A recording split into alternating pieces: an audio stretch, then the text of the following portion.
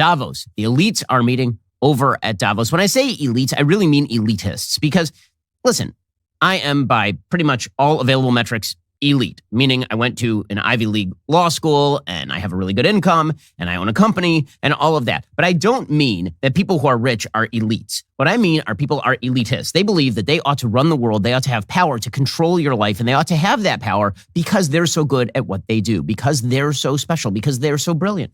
They should be able to take control of your life. They are basically just the apotheosis of genius.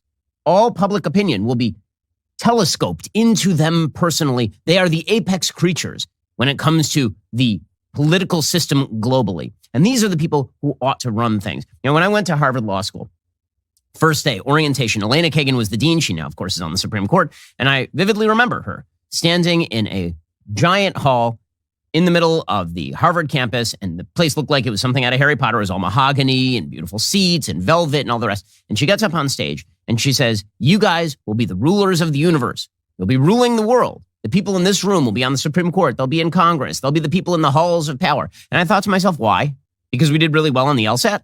Like, why exactly would that qualify us to be in control of? Because here's the thing. Most of the systems by which we live are systems that have evolved over time. They have been tried. They have been tested. They have been attempted in a great variety of societies. And then over time, we have evolved into what we are in terms of the systems that we occupy. That doesn't mean that we can't help change those systems or progress those systems. But one of the great sort of chimeras, one of the great mirages of politics is the idea that the crazy idea you have in your head is better than whatever has evolved over time. Because whatever has evolved over time, very often, not always, very often, those things have evolved for a reason. They are a form of tried and tested wisdom. What is in your own head, the supposed rational idea in your own head, that's never been tried anywhere.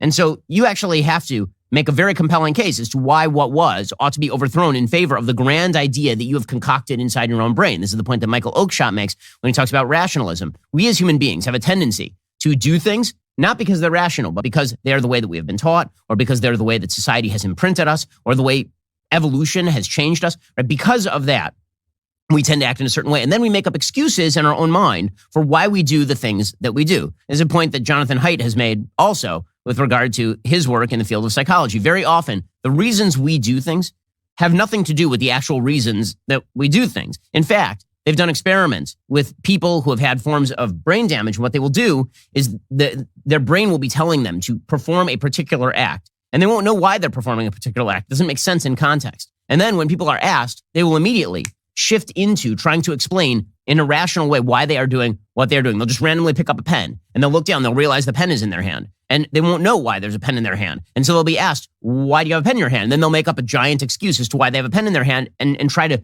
convince themselves, basically, that this is why things work the way they do. Well, this is the way that elitists think. They think that the systems that have evolved all over the world differently in different places, that all of those systems basically ought to be overthrown by them and by their friends because they have high IQ. And I've sat in rooms with people who are like this, who believe that because they are very smart and because they are very good at what they do, because they have risen through the ranks, gone to the best schools, because they got the best grades, because they earn a lot of money, because they do all of these things, they ought to be able to change the systems at will. Not by looking at the things that already exist and then figuring out where we can tinker to make them better, but instead by completely remaking the system to make it fairer and more just. All of these ideas, of course, coming again directly out of their own brain. Their idea of fairness and justice is not generally a well-accepted societal idea of what fairness and justice constitutes. It is instead their own generalized feeling about what society should look like, and they will shape society according to those predilections.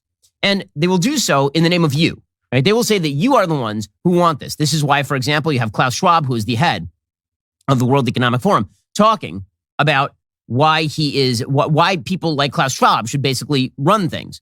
So he said yesterday, in what has to count as one of the creepiest clips I've ever seen at the World Economic Forum, Klaus Schwab said, "The future is being built by us." He also said this with a very thick Germanic accent, which makes it really weird and creepy. Here we go. Also be clear. The future is not just happening. The future is built by us, by a powerful community as you here in this room. That is an incredible statement. The future is built by us, with the fist and everything. By us. It's built by us. You will obey. You will enjoy our rulership because we are very wise. And we have the power in this room, among the communities, their community, to change how the world works.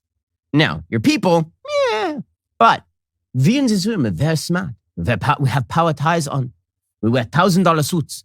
And this explains, because we run major corporations and because we run governments, how we will be able to change the world to make it a great, better place for you. Right? This is backed by his general feeling about how systems of economics should work. Back in 2020, October 2020, he wrote an entire piece, did Klaus Schwab, titled, "A Better Economy is Possible, but we need to reimagine capitalism to do it." By reimagining capitalism, he means that he should be able to pick and choose winners and losers, and he should be able to dictate the rules of the game to everybody else.